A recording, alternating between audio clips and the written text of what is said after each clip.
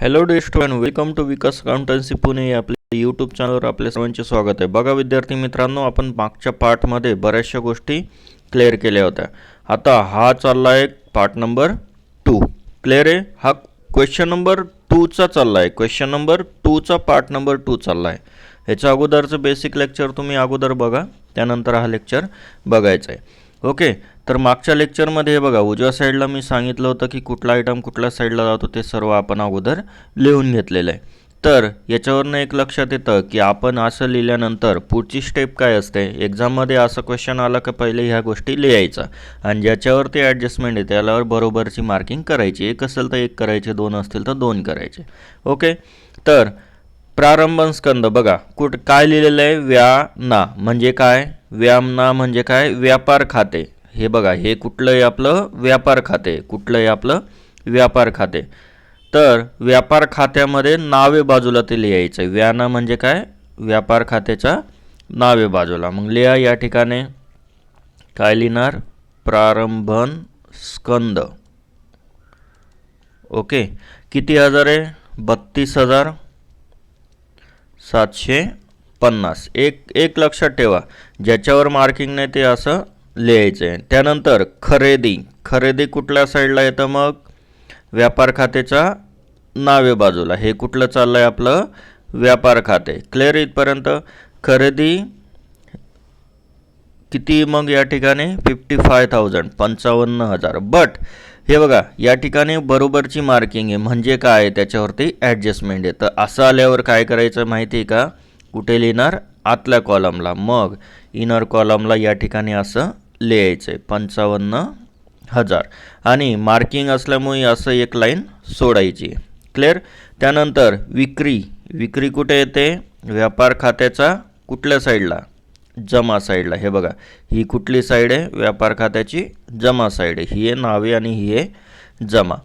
तर विक्री कितीची केलेली आहे त्यांनी? बघून घ्या. विक्री 89,500. त्याच्यावरती पण मार्किंग आहे म्हणून आतल्या कॉलमला लिहायचं 89,500 आणि एक लाईन सोडायची. क्लिअर इथपर्यंत? नेक्स्ट खाली बघा, खरेदी परत म्हणजे काय? खरेदीमधनं काय करायचं? लेस. मग या ठिकाणी लिहायचं परत. ओके, खरेदी परत पूर्ण लिहिलं तरी चालतं. आणि इथे बघा, विक्री परत. ओके, मग इथे पण काय करणार? लेस आणि या ठिकाणी लिहायचं विक्री परत किंवा फक्त परत लिहिलं तरी पण चालतं आहे. काय एवढं लोड घ्यायचं काम नाही. बघा, खरेदी किती आहे? 2,630 ची परत आहे 2,630 आणि विक्री परत किती? 4,480. मग या ठिकाणी 4,480. यांचं जे पण काय, आता इथे काय आहे? मायनस म्हणजे काय? वजाबाकी. तर यांची काय करायची? वजाबाकी. जे पण काय आन्सर येईल ते या ठिकाणी लिहायचे. तर तुम्ही काय करायचं? कमेंट्समध्ये टाकायचं याचा आन्सर किती आला ते मला सांगायचं आहे. ओके, तर मी पण व्हिडिओ पुश करून हे आन्सर काढतोय. बघा, वजाबाकी आहे ना, वजाबाकी ते सर्वांना यायलाच पाहिजे. शून्यातनं शून्य गेले शून्य, शून्यातनं 3 जातात का नाही, म्हणून 10 करावे लागतील. खाली हातच्याला 1 दिला की हा 1 आणि हा 0 असे किती होतात? 10. 10तनं 3 गेले 7. परत इथे बघा, 0 आणि 6 आणि 1 7, मग ते जात नाही म्हणून 10 केले. नंतर किती राहिले? 3. 5तनं 2 अधिक 1 3 गेले, किती राहिले? 2 आणि 5शी 5. म्हणजे आपलं उत्तर किती आलं? 52,370 रुपये. तर व्यवस्थित ते लिहून घ्या, जरा हा जागा कमी. 52,370 रुपये. ओके,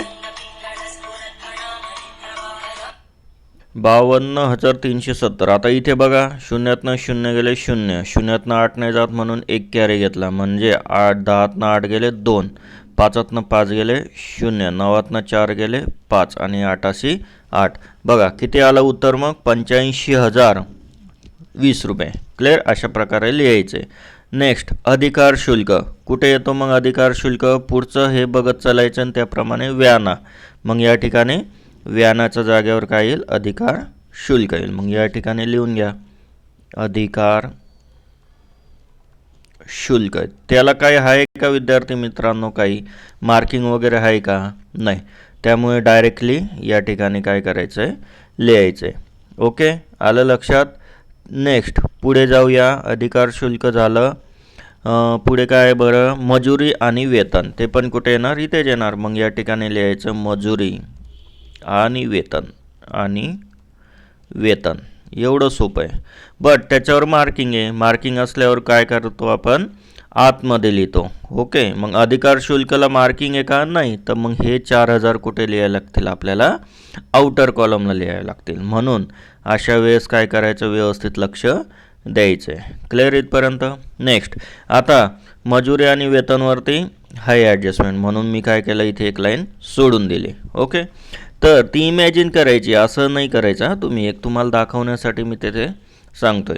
कार्यालय वेतन कुठे येणार, ना. मग ना कुठे आहे आपलं, ना म्हणजे काय, नफा तोटा खाते. बघा, नफा तोटा खाते. काय तिथे, कार्यालय वेतन. मग कार्यालय वेतन कुठे येत असतं, कुठे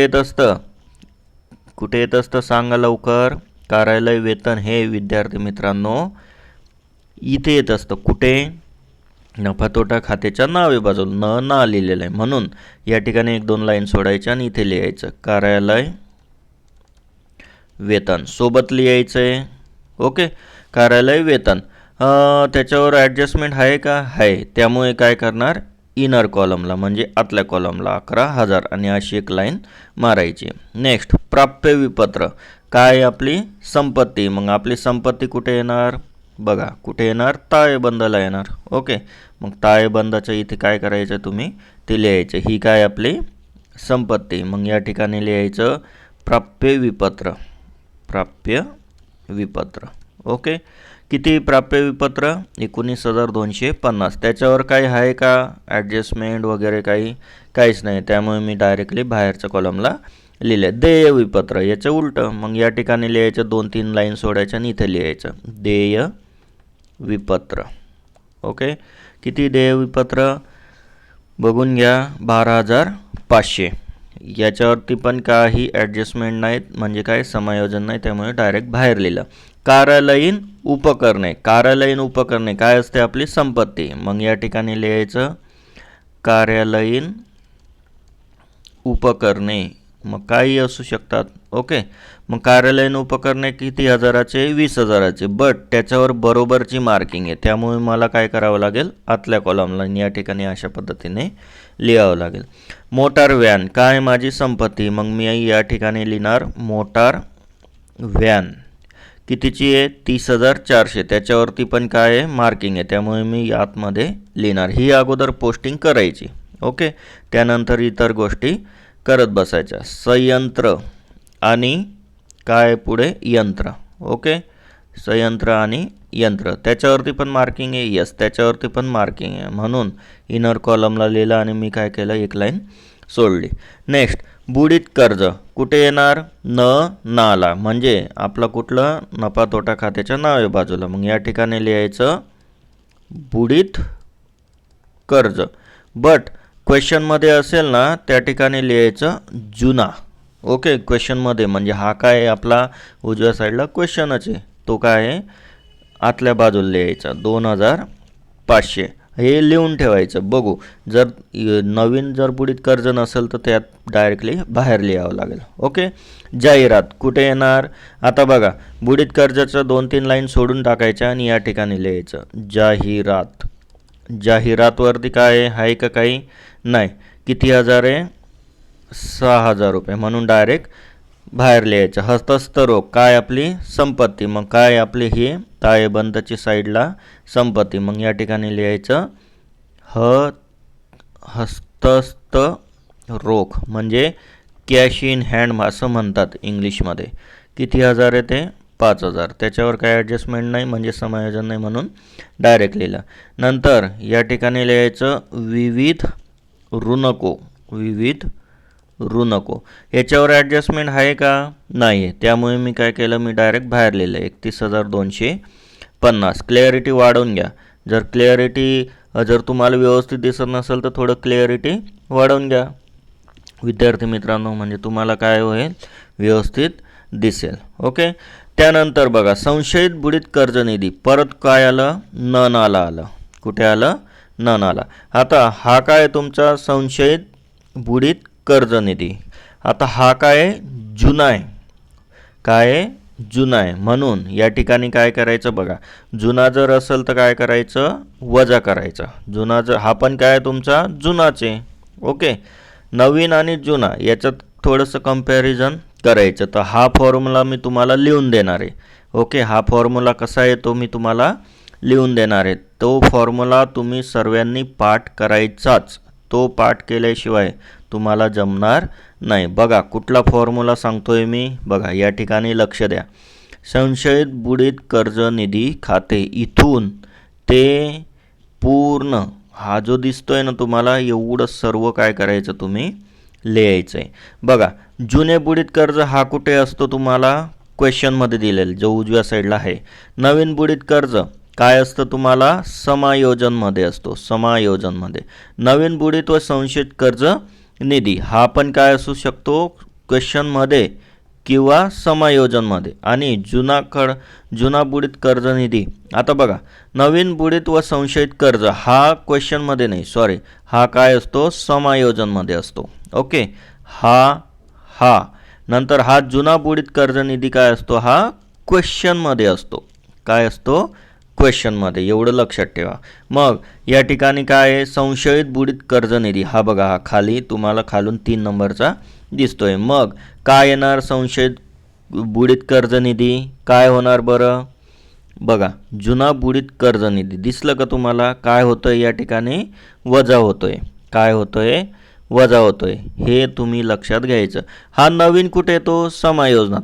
हा इथे कुठे दिलेला आहे तुम्हाला क्वेश्चनमध्ये. म्हणून या ठिकाणी काय होणार, वजा. हा पाठ करायचा आणि हा तुम्ही व्यवस्थित लिहून घ्यायचा आहे. आता आलं का लक्षात, तरच ते तुम्हाला कन्फ्युजन होणार नाही. मग काय करणार या ठिकाणी वजा आणि काय लिहिणार, जुना किंवा जुनी संशयित काय सोबत लिहायचं आहे, संशयित बुडीत कर्ज निधी, बुडीत कर्ज निधी. ओके, सोबत लिहा म्हणजे अक्षरांचा प्रॉब्लेम येणार नाही. मी ॲडजस्ट करतो आहे, माझ्याकडे डिजिटल बोर्ड नाही विद्यार्थी मित्रांनो. किती हजार होता तो, 1000 रुपये. बघा अमाऊंट तुम्ही पुस्तकात बघू शकतात. हे बघा 1000 रुपये आहे. तर काय करणार मग ते वजा होतोय. हे काय होतं इथे चिन्ह कुठलं आहे, वजाचं. म्हणून 2500तनं 1000 गेले, किती राहिले 1500 रुपये. काय किती राहिले मग 1500 रुपये. या ठिकाणी काय करणार, सॉरी 15000 झाले, 1500 रुपये असं लिहिणार. क्लिअर इथपर्यंत. चला मग आता पुढे जाऊयात. विविध धनको कुठे, देयताला. मग धनको कुठे येतात, देयता कुठे, ताळेबंदाला. मग या ठिकाणी लिहायचं विविध धनको. किती विविध धनको, जवळपास 24,000 रुपये. मग या ठिकाणी लिहायचं 24,000 रुपये. आणि शेवटचे भांडवल, भांडवल कुठे येते, देयताला. मग सर्वात पहिले काय लिहायचं, भांडवल. म्हणून मी ती जागा सोडली. आलं का लक्षात, म्हणून ती जागा मी सोडायला तुम्हाला लावली. मग भांडवल किती विद्यार्थी मित्रांनो, एकूण 1,25,000. हे कधीही लक्षात ठेवा, आतल्या बाजूलाच लिहायचं, आउटरला लिहायचं नाही.